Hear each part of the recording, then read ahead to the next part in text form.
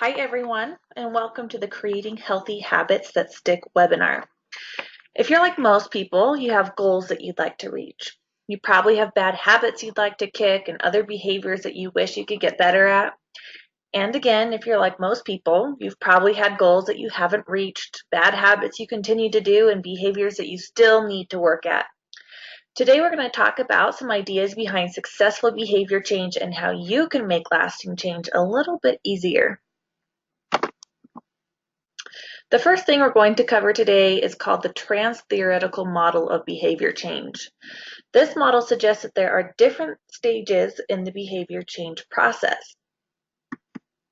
So before we talk about each of those stages, I want you to think of a specific behavior you want to change. Do you want to change by spending more time with your family? Do you want to exercise more often, quit smoking, limit your sugar intake? Think of something that's personal and really matters to you. As I start explaining each of the stages of behavior change, I want you to identify which stage you think you're in currently. The first stage of behavior change is called pre-contemplation. If you're in this stage, you might not even be aware of the behavior that you need to change. You might not know that it's unhealthy for you, or maybe you do know that this is something that you should change, but you don't want to, so you don't have any intention of making that change. People in this stage of change are encouraged to consider the pros and cons of changing your behavior. And by recognizing that the pros of change outweigh the cons, people in this stage can start to prepare themselves for the next stage. The next stage is contemplation. And in this stage, you start thinking about changing behavior and you can see the benefit of changing. You think that you'll change within the next 6 months, but you're just not quite ready to do it yet. You can also see the type of person that you would be if you were to change your behavior. In the preparation stage, you make plans to change within the next 30 days. You start making small steps to help you with the process, and maybe you start telling your family and friends so that they can support you in your efforts. The action stage is next, and this is when you're actively changing your habit or beginning a new behavior. You're motivated to keep going with it, and in this stage, um, it's helpful to learn new techniques to help you stay on track and maintain your motivation. The next stage is maintenance. Here, you've maintained your healthy new behavior for at least 6 months, and you've recognized barriers that could tempt you to return to your past unhealthy behavior, and you know how to overcome those obstacles, which is really important. And after that comes the termination stage, and this is when your behavior change is a complete success, and you're no longer tempted to go back to your unhealthy behavior. So, thinking back to the behavior you chose earlier, which stage of behavior change are you in today? And are you ready to progress to the next stage?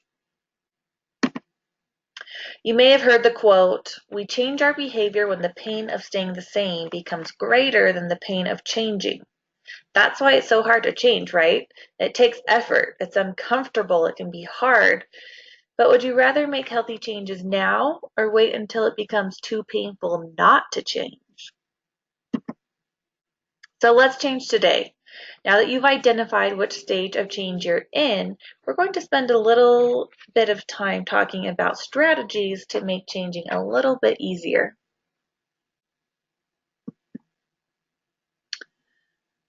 Okay, so first, think of any barriers that are keeping you from changing.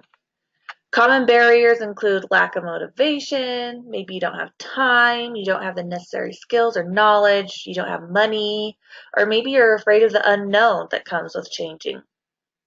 Finding ways to overcome these barriers is key in the behavior change process. Let's use the example of exercising and go through each of the barriers I just listed. The first one was motivation, but we're going to talk about that a little later, so we'll skip to just not having enough time. So maybe you work long hours and you have a long commute to and from work, and when you finally get home, you just want to unwind and spend time with your family.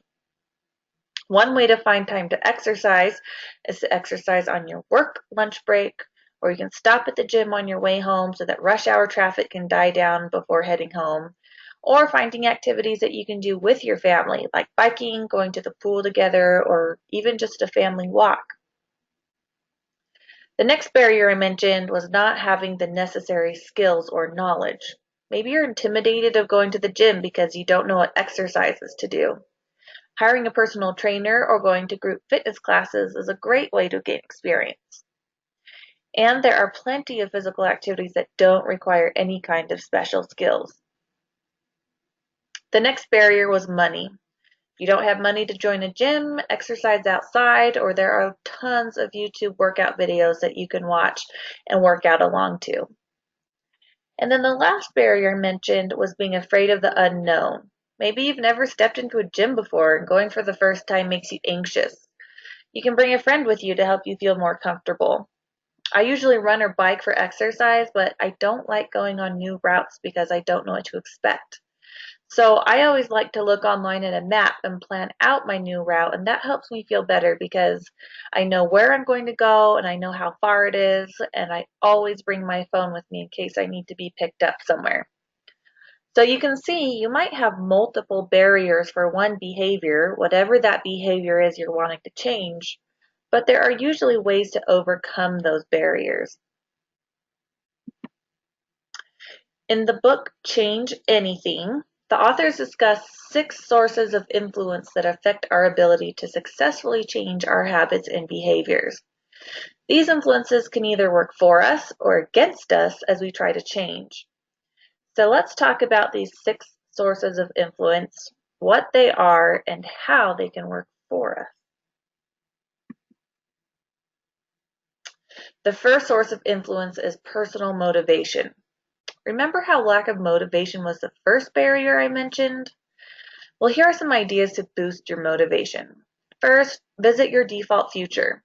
If you didn't make any changes, what will your life be like in 5 years, or 10, 20, or 30 years? Try to envision your future in as much detail as possible to make it feel as real as possible. Who are you with? How do you feel? What are you doing? Are you satisfied with what you see? If not, that's a sign that it's time to change. So let's keep going with my earlier example of wanting to exercise more. Let's pretend that I'm 50 pounds overweight and I never exercise. Maybe I look into my future and see that if I don't change, I'm going to be even more overweight in 10 years. My joints are achy, I have low energy, and if I keep eating the way I do, maybe I'll even have a heart attack. That might be enough to scare someone into changing their behavior.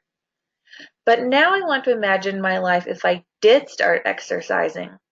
In 10 years, I might imagine myself at a healthy weight. I have more energy and I feel great. Maybe I even go hiking on the weekends and have plans to backpack through Europe, a dream I've always had, and I'm finally healthy enough to achieve it.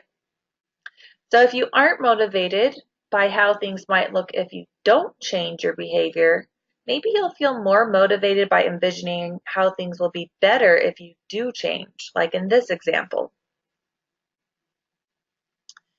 Another way to increase your motivation is to think of it as a game. A game should have a time limit, a small challenge, a score, and someone to compete with. A good example of this are the challenges that Fitbit has. If you have a Fitbit, you can challenge people to the Workday Hustle.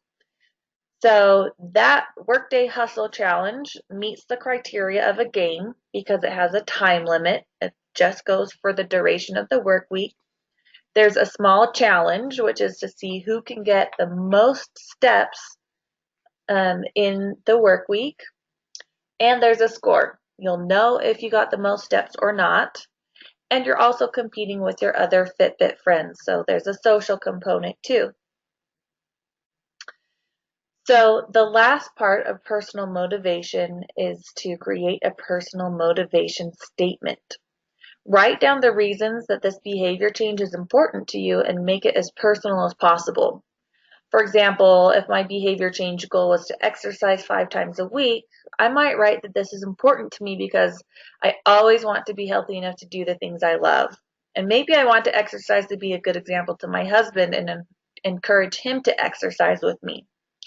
And in my family, we have a history of heart disease and diabetes, which is a bad combination. So I want to exercise to keep myself healthy because I've seen how those diseases can take a toll on you if they aren't managed.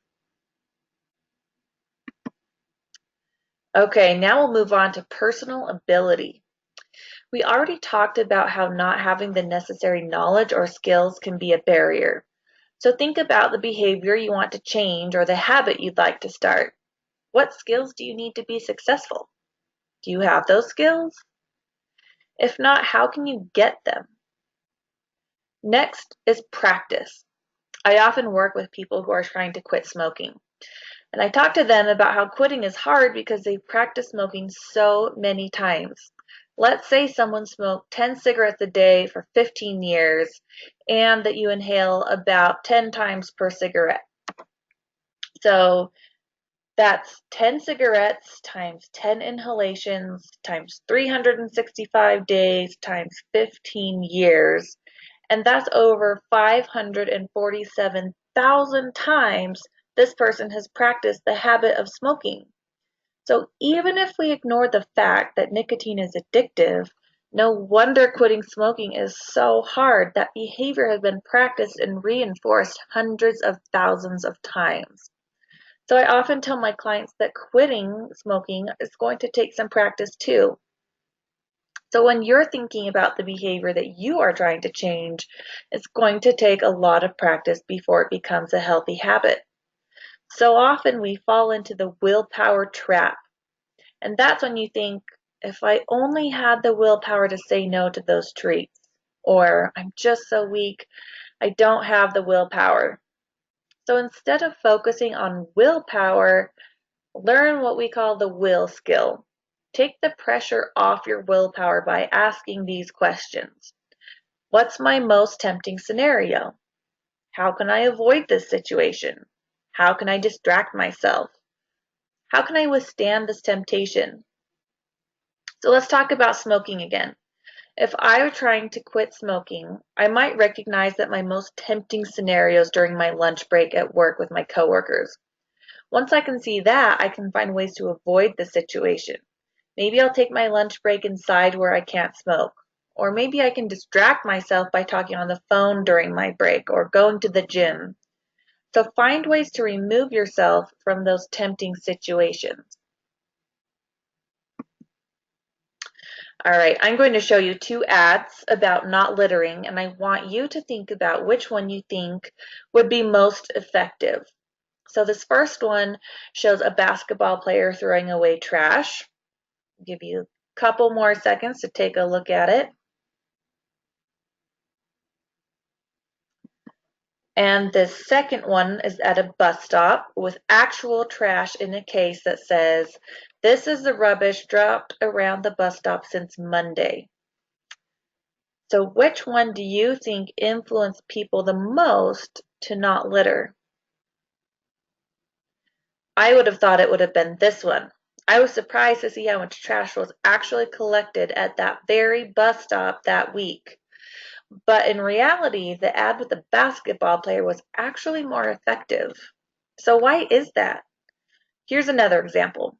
Many street musicians have found that if they put a few dollars in their guitar case before they start playing, people passing by are more likely to give them money. But the smart street musicians have a friend nearby who every once in a while walks past and drops money in the guitar case. And then they notice that many times the people around that friend who see him putting money in the case will follow his example and also give money. So what do these examples have in common? People were more likely to do something if they saw someone else doing it too. Which brings us to our next sources of influence, which is social motivation and social ability. Okay, so first, you want to turn your accomplices into friends. Who are the people around you who typically influence your choices? Are they accomplices or people who influence you to make poor choices? And who are your friends or the people who help you make good, healthy decisions? There are two types of friends: coaches who give you the skills you need to be successful, and fans who are your support system. If you have more accomplices than friends, it's going to be difficult to make healthy decisions. Try to redo the math and have more friends than accomplices. My sister and I used to joke around about this. I'd always call her my accomplice because she loves feeding people.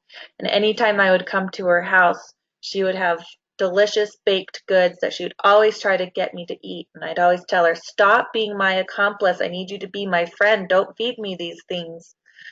So always try to find people who will be supportive of you and your behaviors.